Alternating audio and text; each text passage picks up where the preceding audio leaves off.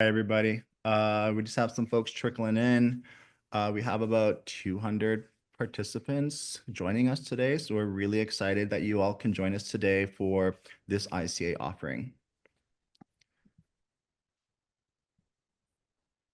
I just want to acknowledge where I'm calling in from today. I am from Pasqua Mustu Siagin, the Buffalo Lake Métis settlement in Treaty 6 territory. And this is where I live and where I grew up. And this is where I'm calling in from today. If folks would like to pop into the chat where they are tuning in from, please do. Okay, so I'm just going to get going here, get us started. So before we begin, we want to share that we offered protocol to our elder ahead of today's gathering, and we're honored to have her here with us. She's joining us from Treaty 6 territory, and we're grateful for her presence and guidance. As we prepare to settle in the teachings she will be sharing, we invite you again to take a moment to drop into the chat where you're tuning in from. This helps our elder see who's sitting in circle today, and your names and locations help weave a circle of tighter, a little tighter across distance.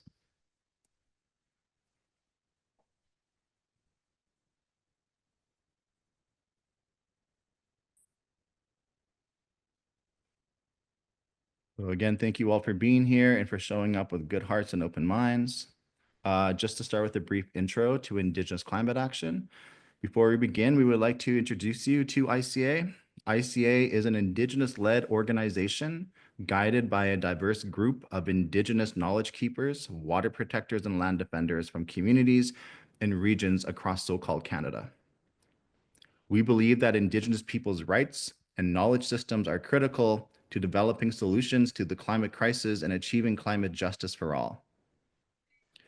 Our mission is to uplift Indigenous voices and to ensure that climate action respects and reflects the values, knowledge systems, and responsibilities of Indigenous peoples across Turtle Island. We are committed to upholding what it means to be Indigenous, recognizing the diversity of Indigenous peoples as cultures and individuals, and acknowledging the Indigenous identity is inseparable from the lands and waters. ICA is deeply relational and involves the development and implementation of strategies created with, by, and for our communities, with the goal of uplifting Indigenous voices, sovereignty, and stewards of the land and waters for future generations. Today's elder teaching is part of an online community offering. To stay informed about future events, resources, and opportunities, we invite you to sign up for our newsletter. We're going to be dropping a link to sign up for a newsletter in the chat. You can also follow us on our social media platforms like Instagram, Facebook, Twitter, and more throughout through our Linktree. And we'll share our Linktree link as well. Thank you for being here today, and stay tuned to learn more about our programmings and community offerings. This gathering is an opportunity to come together in community to receive teachings from Kokum Lorette Goulet, whose name is also Turtle Woman, Miskinâhk Iskwew. Through this teaching, we deepen our understanding of Indigenous knowledge systems. As vital to climate justice, ICA is honored to hold these spaces as part of commitment to uplifting the wisdom of elders and knowledge keepers in guiding pathways to restoring balance. Before we get going here, we're going to share some housekeeping tech notes and how to use the Q and answer portion of today's event and to be respectful of the space. So tech notes, we're gathering today on a Zoom webinar. You'll notice the cameras and microphones are off for attendees. This creates a focused space for our elder and for the teachings to come through clearly. You do have the option though to answer questions as Lorette shares her teachings today, and we can have a team here to keep track of those questions for the Q&A period if they happen to pop up as we go. If you experience any technical difficulties, try refreshing your Zoom window or leaving and rejoining. You can also reach out to our team in the chat for support. Using the Q&A. If you have questions or reflections for Kokum Lorette, please type them into the Q&A box at the bottom of your screen anytime during the session. We'll hold time near the end to bring a few of your questions forward. as time allows. Respectful space reminder. We ask that everyone join with kindness and respect, as if you were sitting in a physical circle with Kokum Lorette. This is a space grounded in Indigenous values. Please listen with your whole heart and speak when invited from a place of humility and care. Harmful or disruptful comments will be removed to keep the space safe as possible. So also, one last comment actually. In spirit of reciprocity, we ask our non-Indigenous allies to consider donating to support this and future events hosted by ICA. We recommend a sliding scale of $5 to $25 for this event, and 50% of all the donations will go directly to Kokum Lorette today. So Kokum Lorette, thank you for being here. It is my deep honor to introduce our elder, Miskinâhk Iskwew, which means turtle woman. Kokum Lorette is a deeply respected Métis elder born in Edmonton to a mother from Colin Lake and her father from Thunder Bay. For over 4 decades, she has walked alongside Indigenous communities, always with love, humility, and a fierce commitment to healing our people and the lands. Her journey as a knowledge keeper began more than 30 years ago, when she was given her traditional name and began walking the Red Road. She's worked with many community organizations, including Native Counselling Services of Alberta, the Calf Robe Society, Aboriginal Head Start, NiGiNan Housing Ventures, and her own nonprofit, Mâmawi Nîpawiwin, Standing Together. Kokum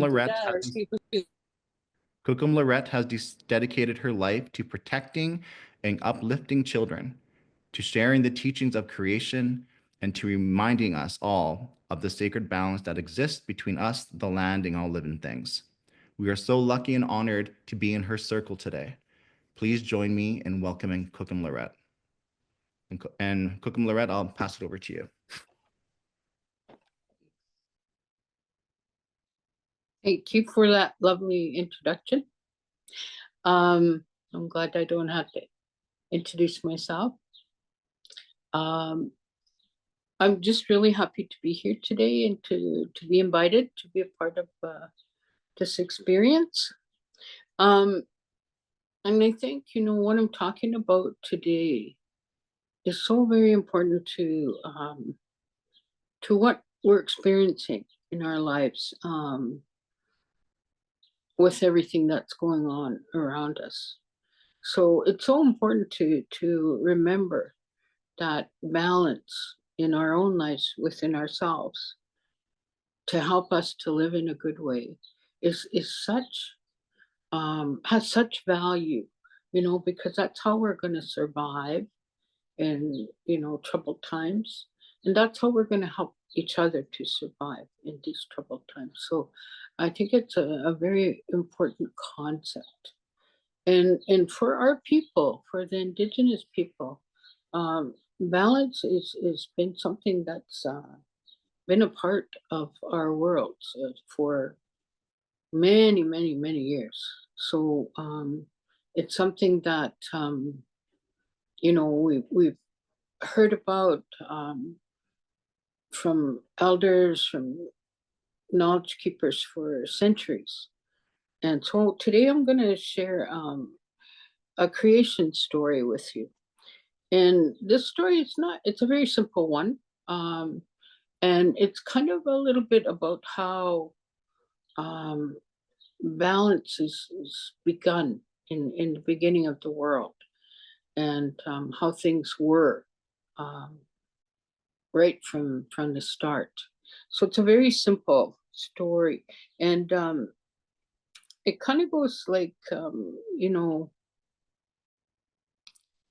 every story that we have has many lessons.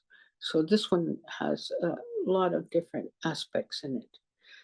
So this story is about when Creator created the world. And so I guess Creator had a vision, and he really wanted to create something extremely beautiful. So the first thing that Creator saw was this vision with the planets, with the Earth, with the sun, with the moon and the stars and all the planets in the galaxy. And with this um, idea, he had all of the planets going, in a certain direction, in a certain orbit and balance with each other. So Earth, revolved ar- around the sun, and the moon, it revolved around the Earth. And so cycles were created. And that's how, we had on Earth, the sun came up. It was the beginning of the day. And then the sun went down, and that was the end of the day. And also in certain parts of the earth, it's how we had our seasons, how we revolved around the earth to create spring, then summer, then fall, then winter. And our people have always lived very closely with, everything that went around, um, we celebrated the beginning of a new day with prayers and smudge and to give thanks, and we celebrated the end of the day in the same way. So once creator created the planet world, or he saw that it was beautiful, but it also needed something more. So the next thing that was created was the plant world.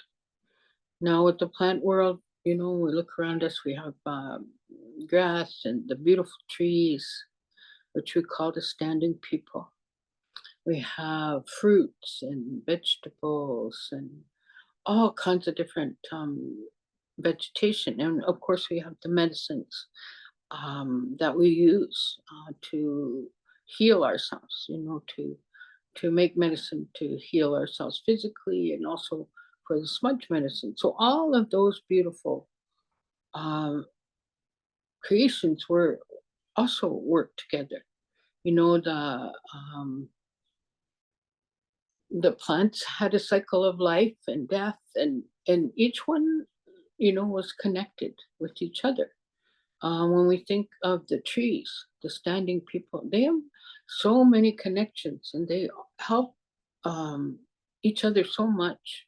There's always, communication going on between the trees, and so, you know, they also provide us with oxygen, and they take the carbon dioxide from the air. So they're such an important part in creating this world that we live in. And if we think about it, all the beautiful things that we have um, help us to survive. So the plant world was very important, and it thrived within the cycles. Some plants, don't survive when it gets cold. So, that's their cycle of life. But they were all connected. Everything was connected. And it went in balance with each other. It was always that idea of balance, working in balance with each other. So, and then creators saw, well, this is pretty nice, but there's something else. We need something else. So then creator created the animal world. And the same thing happened with the animal world. We have, the mammals, we have the birds, the flying ones, the insects, the crawlers, we have the fish, the swimmers. And all of these animals, again, lived in connection and in balance with the plant world. They were also, had cycles with certain time of the year, um, they would, have young ones. And so they went in also with the seasons. So they have very strong connections with the way that everything else was working in the world. And the animals, also had a cycle of life and death. Some were predators for smaller animals, and they but they were all connected, and they stayed in balance, that wasn't one animal taking over, you know, the area or completely wiping out any other species. They all worked in balance. And they survived in the world um, in that way.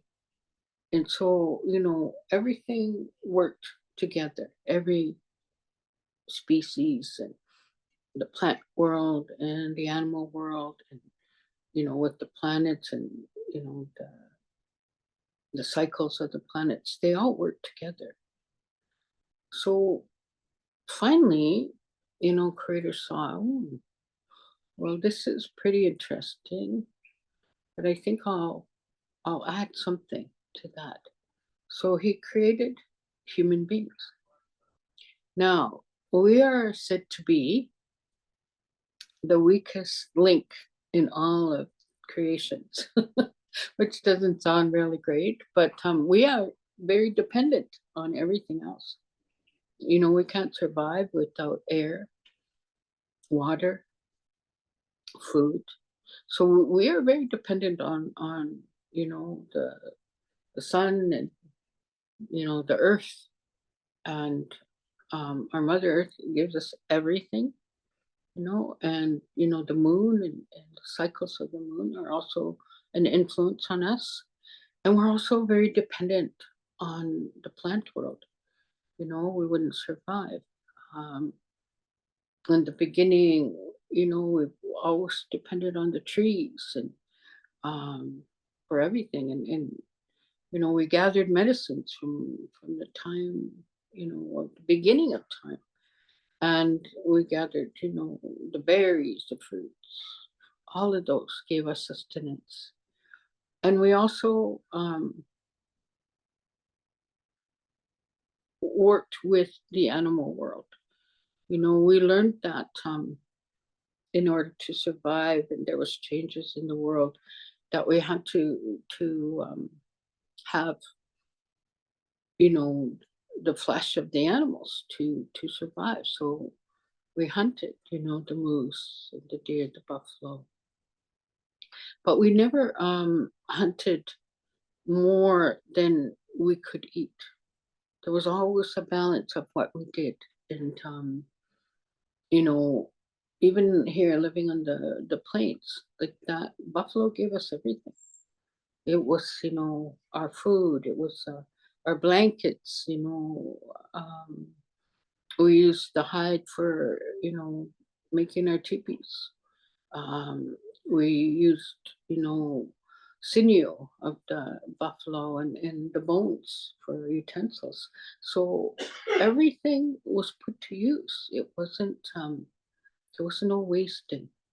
And we were so grateful to have all of these things, the stars, the sun, the moon, and Mother Earth. There was we had such a connection to the earth. And we knew everything, about the seasons, and we celebrated when the seasons would change. So our lives were very, very connected, to the planets, to the earth, to the plant world, and to the animal world. And so we were very much in balance with that world. Now, one of the things that Creator gave the human world, was the power to dream, the power to have visions, the power to have, that way to create things. And so that was a gift that we were given, and we were to use that gift, to create um, more, I think, good than, and to use it to help ourselves and each other. That's why we have gifts, is that we use them to always to help, not to hurt or destroy. So, you know, with all these worlds, with everything that was created, we managed pretty well. The first peoples of the world, us, the Indigenous people here in Canada on Turtle Island. Um, and, you know, I think the Indigenous people all over the world survived in that way. If you can think of, other parts of the world, like Australia, the Aboriginal people had a pretty harsh place to survive, but they did. They lived in deserts, and they found ways to survive. And I think even, our all over the world, like, South America, Africa, um, in Europe, Asia, all over the world, the first peoples were very connected and very much a part of what was provided for them. And they were very much in balance with what was provided for them. And I think, that's how we survived for many, many years, hundreds and hundreds of years. So I think, when we think of that time of our lives, yes, things could be harsh. We could have a harsh winter. But often we had signs that, to help us prepare for that. And then, there was other parts of the world where there would be, different kinds of dangers to the humans. But we could survive those, and we did, and we tried to live in harmony with everything that was given to us. And I think, as first peoples, we did a good job of that. Where the troubles, I think, came in was with that power to dream and that power of vision, kind of went a little bit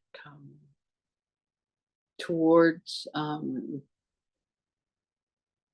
making the world in a different way, to try and make things easier.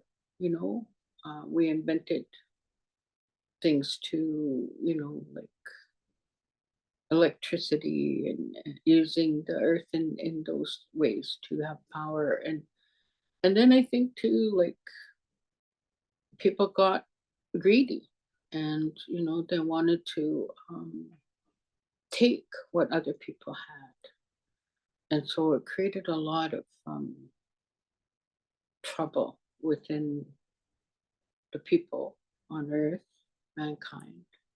And it also disturbed that balance, because as we became more progressive, I guess you could say, or had progress.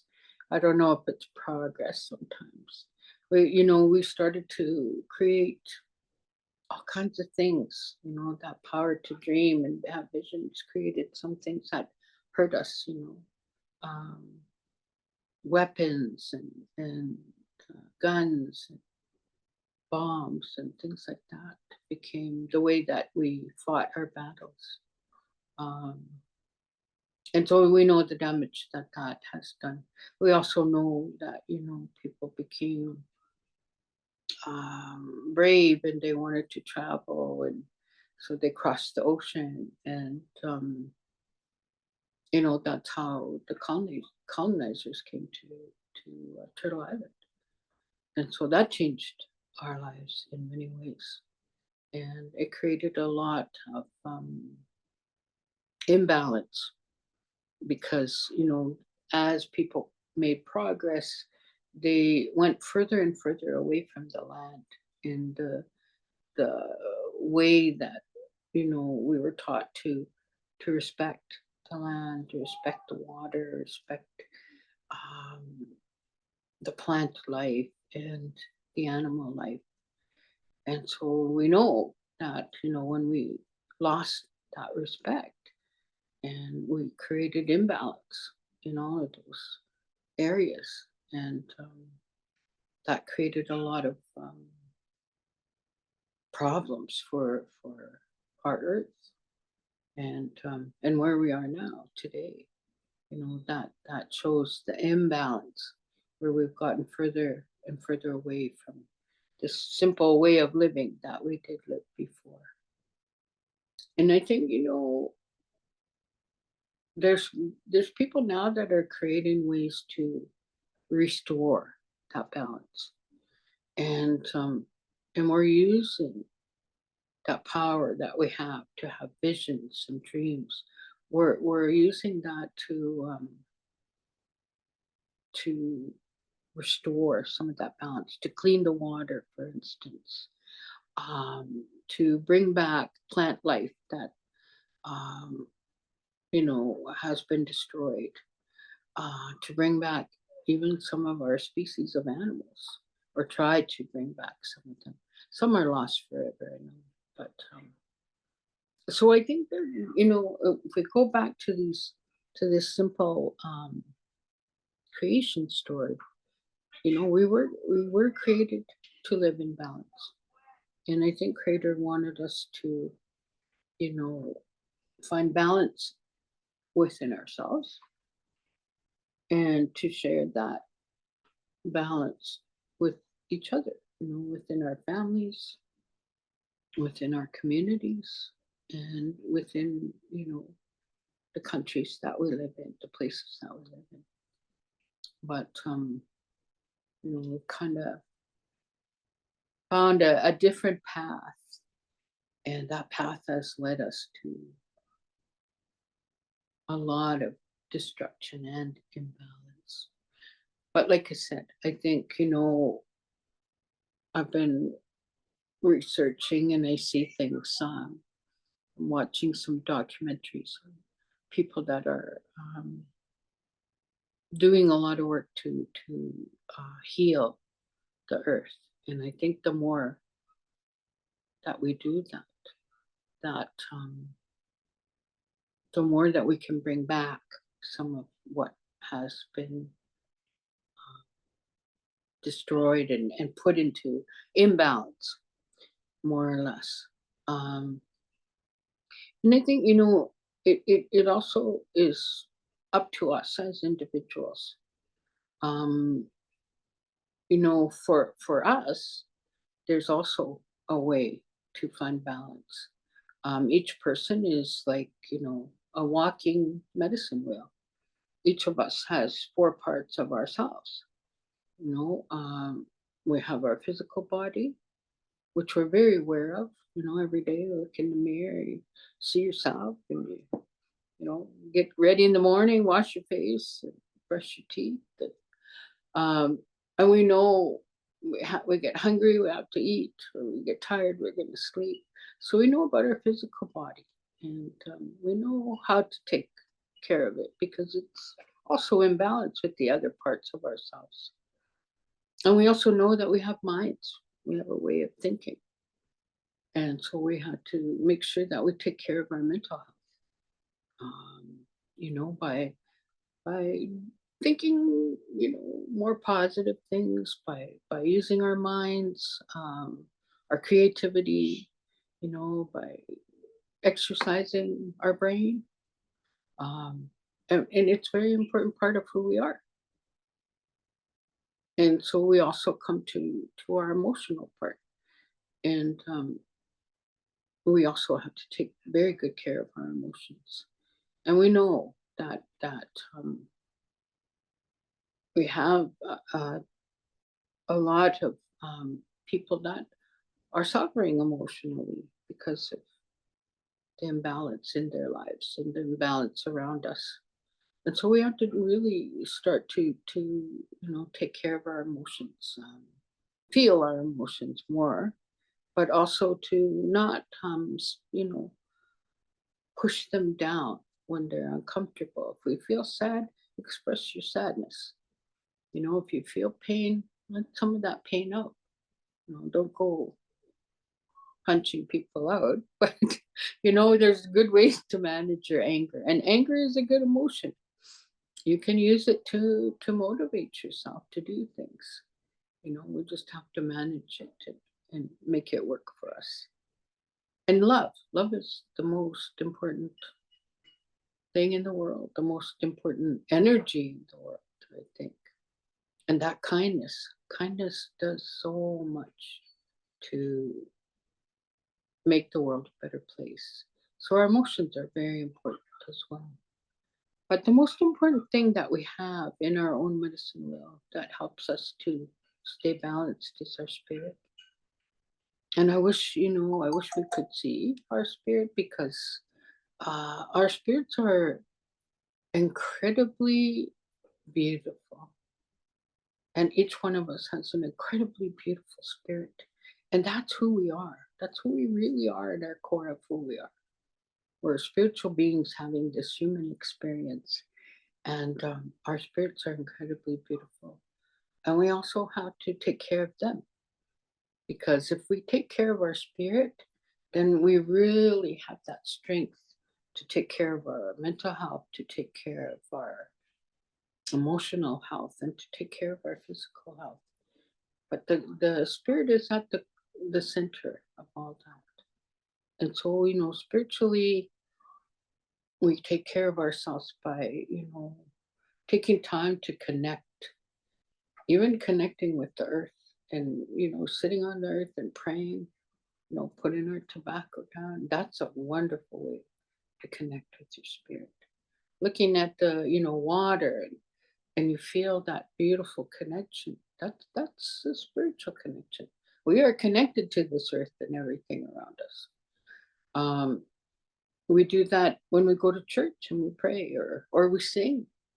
Singing, brings us, that feeds our spirit.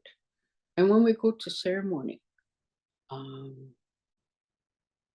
is a wonderful time to connect with our spirit, where we find that we can talk to Creator and talk to those energies that are around us, our ancestors, the energies that are from the animals, and the energies from the earth, the sky, all of those things we're connected to. And we find that we need that connection to really stay strong, um, and find that balance. So we feed our spirit in different ways, and I don't think there's a right or a wrong way to connect with your spirit. Um, people they have different religions, and that's how they um, find their way to Creator. And so whatever works for you is good, as long as you're finding that connection. And when you find that connection, we're not just here by ourselves in this world. We're here with everybody and everything. And in our culture, we're taught that, we're not alone. We always have our family around us, our spiritual family. And when we say all my relations, that doesn't mean Uncle Joe and Auntie Lil. It's everything, the trees and the water, the sky, the moon, the stars, grandfather, sun, mother, earth, everything, the rocks, the mountains. That's all our family. And we're so connected to all of those. When we connect with them is when we that's when we find that balance. And when we find that balance, and that's how we are going to find a good path to be on to make this world a better place. So when you find balance within yourself, then you're going to find your way to do things that help you to, love yourself, and find that kindness in your heart, and think those good thoughts, feel your emotions in a good way, make your body strong and healthy, and make your spirit strong. Because when you do that, you're in balance. You're going to share that balance with other people. and then they'll share that balance with other people. And then you have a whole family and community of people that are doing that. And we work together, that's how we create beauty that surrounds us, I think that's how we're going to save ourselves from destruction. And hopefully, we'll find good leaders that know about balance as well, because we need to do that too.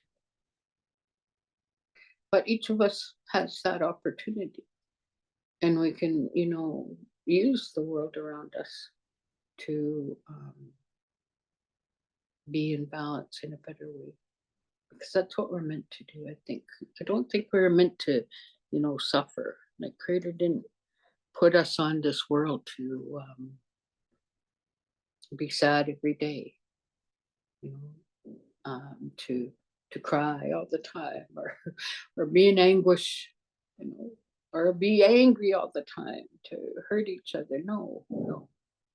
We're put on this world to find that balance, to find that love, and to find that kindness within, to share that with each other. So I hope, that some of these teachings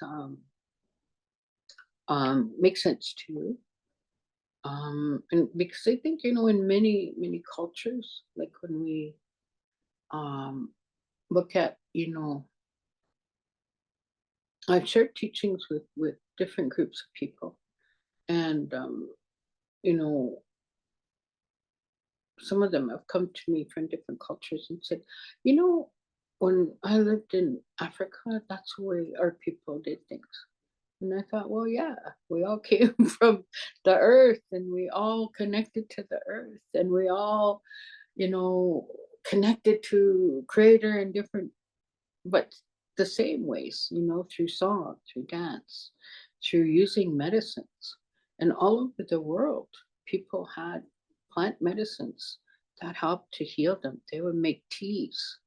There was always medicine people that had knowledge to make these teas to heal, and not, and some of the medicines that we have that Creator gave us when He created the plant world, it's almost like every medicine we have can heal every disease that we have. So there's so much richness in what we have on this earth, and we need to use that and not forget about that knowledge. And if we go all over, even like South America, there's a lot of people there, and that are shamans that have, knowledge of all these things that, they've been given over the world, and people travel there now to go and be healed. So it's all over the world, and we as people have kind of forgotten some of those ways. And I think we need to, go back, teach our young ones, definitely teach our children, because boy, oh boy, they gotta know how to survive in this world. And they, it's a gift to them to show them the beauty of Mother Earth, and to how to live with Mother Earth in a good way, so that they're not, just throwing their garbage wherever, or, polluting the water or whatever, those kind of things, that those can be taught.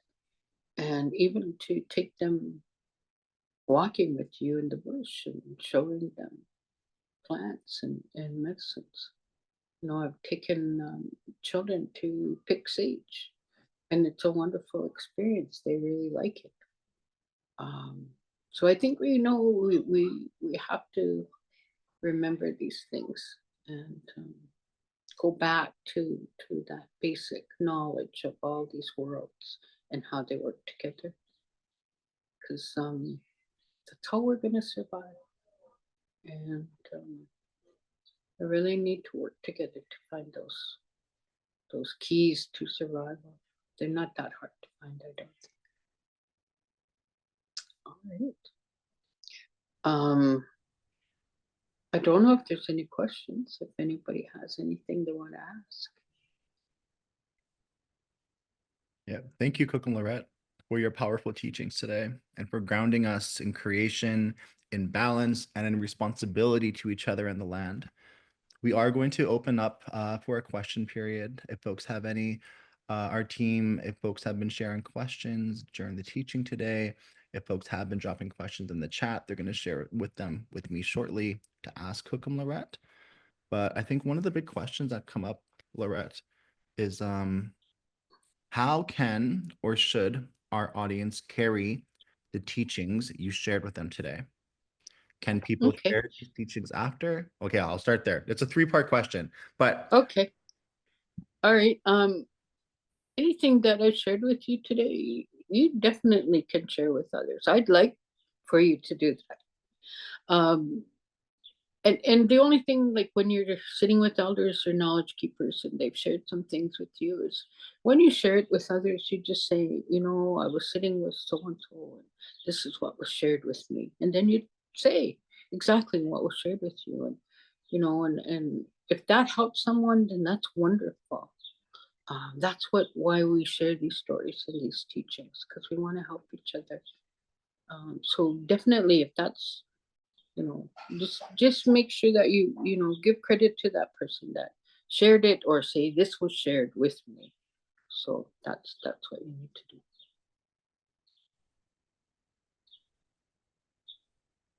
I know I said this was a three-part question, but you answered the other two parts. Not surprised. Your intuition is on point for sure. I think what we're going to move into, Lorette, next is if folks don't have any questions. Oh, here we got a question here from Audette. Okay. So Kokum Lorette, would you like to share how you received your name and what does it mean to you? How did you receive my name? That way. Oh, it's a good story. The elder that I learned from, that taught me so much, um, she's now been gone about 5 years.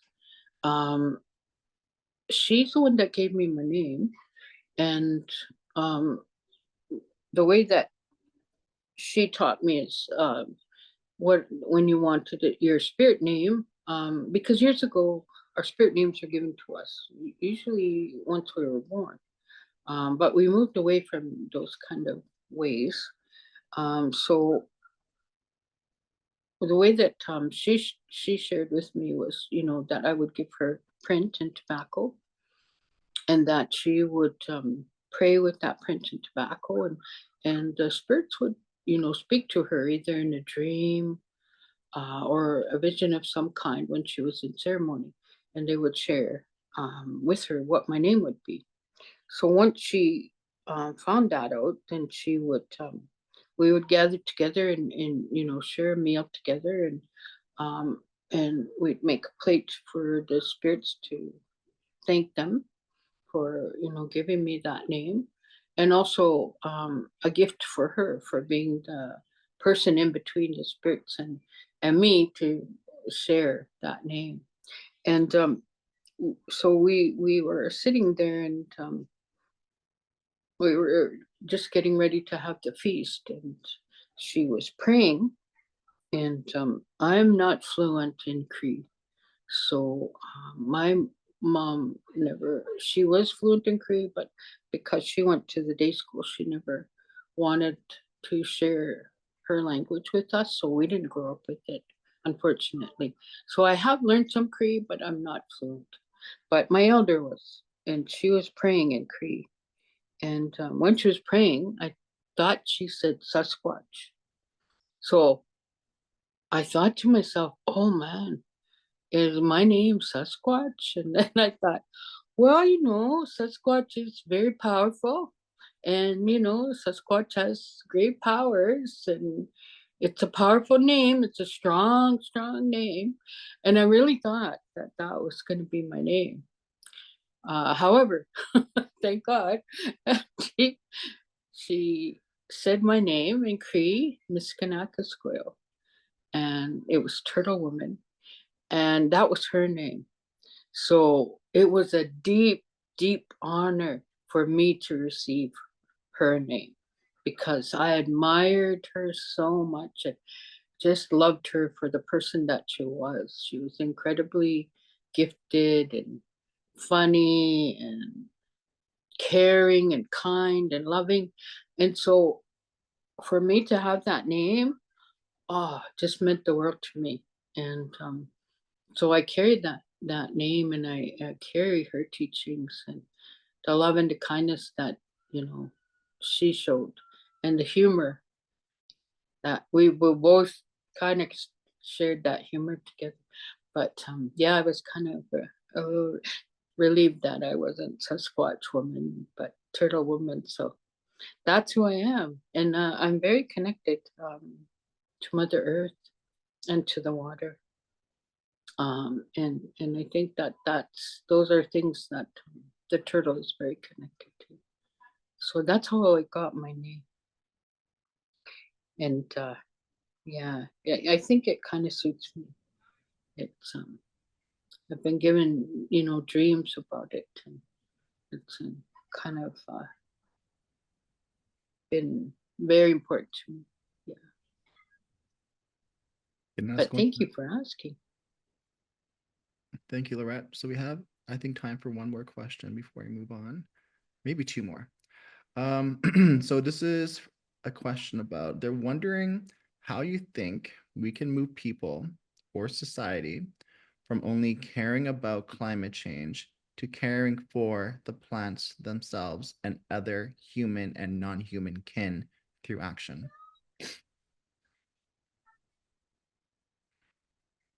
How do we, I didn't catch all of that. How do we? How can we move people to care not only about climate change, but also care about our non-human kin in relation to that climate change?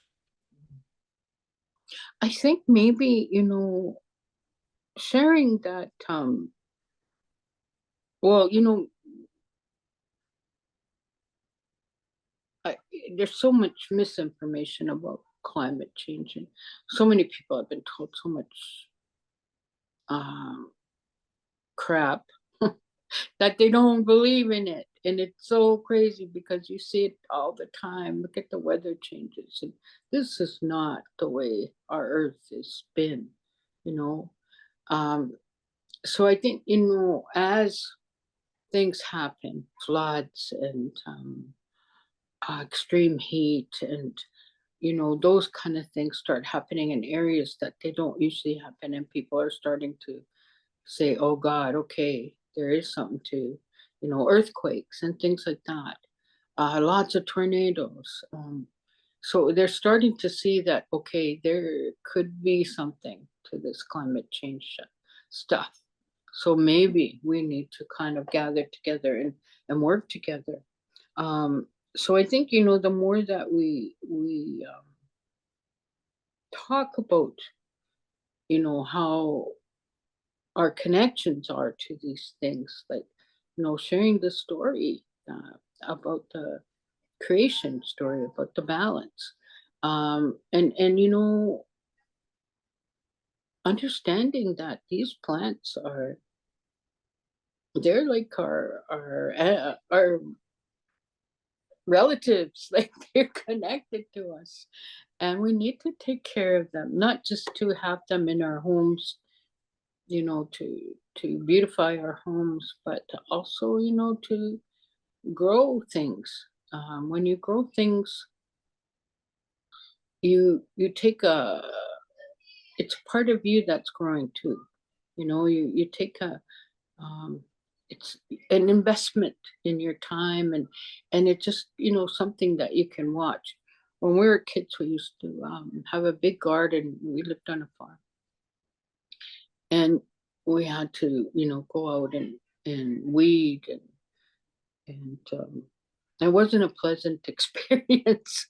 However, we were pretty darn happy, when it came time where the peas were grown, and we'd be in there, taking the peas and potatoes and carrots and everything that we grew, and you know, having them finally, you know, eating them raw and having them for supper, and it kind of made the idea that yeah, it's hard work, but it's worth the hard work, and the benefits that you get from just growing those things. It's so, like, I think we have to, you know, just take more time to do more with that. We've gone away from that. Yeah. I Mhm. hope that answered that question. Definitely, Oma. Lorette, one final question. What advice can you give to Indigenous youth who are disconnected from their lands and ceremonies? Oh boy. Um, I would say, you know, find some knowledge keepers and elders, um, and go to them and sit with them, you know, and walk with them and learn about things from them. They have so much wisdom, and you know, if you're just even sitting and talking to them, many of them have stories, and a lot of their stories can help you. And one of the things I think, you know, years ago, our people, we lived in the tribal communities, and every child was a gift from Creator. And as that child grew, you know, everybody kind of took care of that. You know, it takes a community. And even the youth, when they got to be older, they had a strong connection with the elders. And so the youth would be like the elders' helpers. And as they were helping the elders, they just received so much knowledge.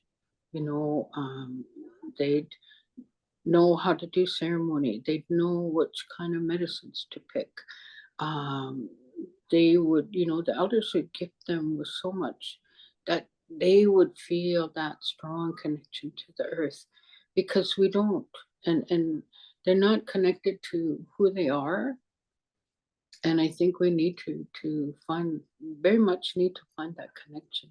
But I would, you know, it depends where you are. Find some elders that you feel that connection to. And not everybody's connected to each elder. You know, I was very fortunate to have a very kind elder. If I would have had a mean elder, I think I wouldn't have done as well as I did, because I would be so scared. As soon as someone would raise their voice, I'd be like, okay, okay, I'll get that. I'm sorry, I'm sorry. And I did encounter some kind of mean elders along the way.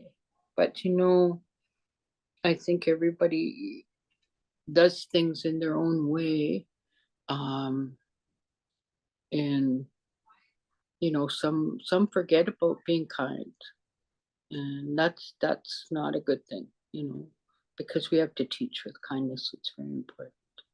But yeah, look and find that elder that you connect with in your heart, and you know, they'll help you. And I think we should maybe make have more programs in our communities where young people can sit with elders and talk to them and learn, and just learn about who they are, you know, celebrate who they are, you know, celebrate their names and their connection to the earth around them, because you know that's important.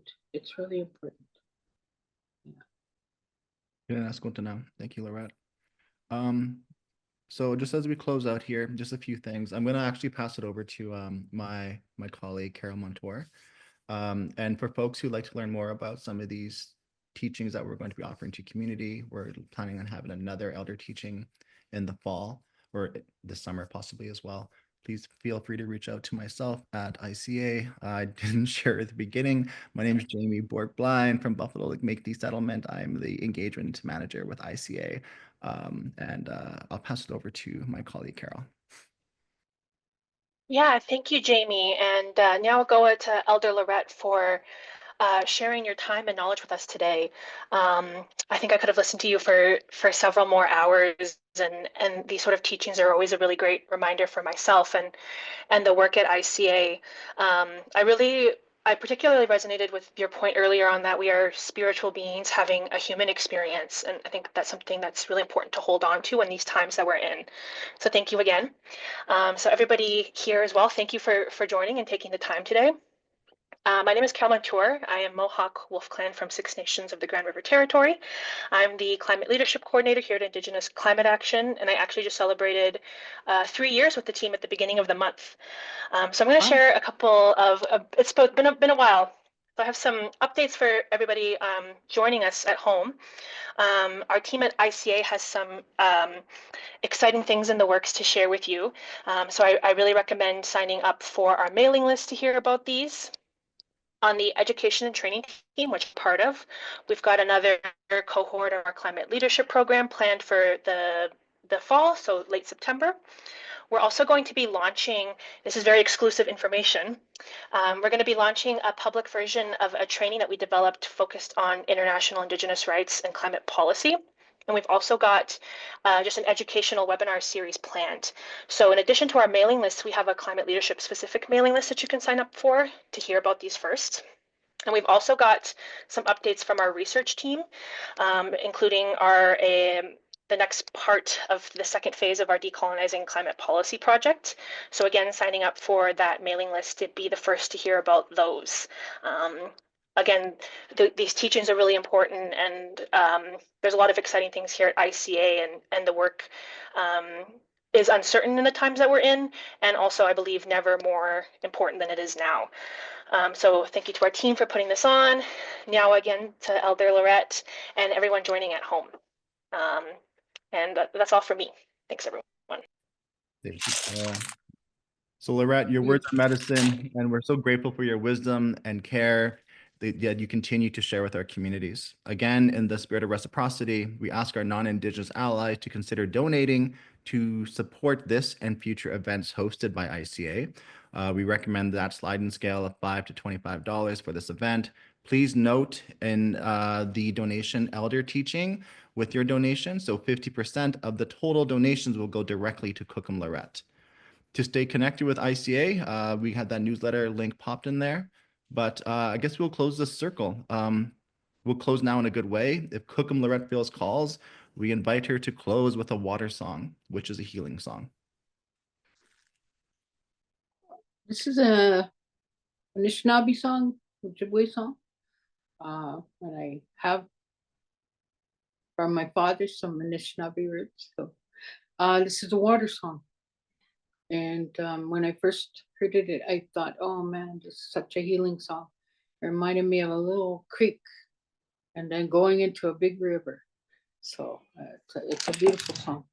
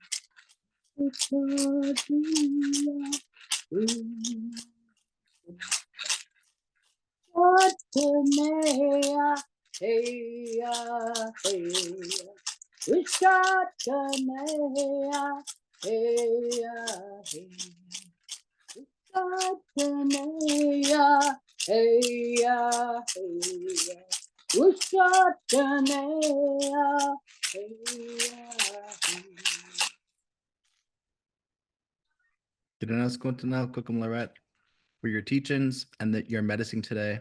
And thank you for everyone for showing up with open hearts. Go gently and carry these teachings with care. Blessings to you all. Hi, hi.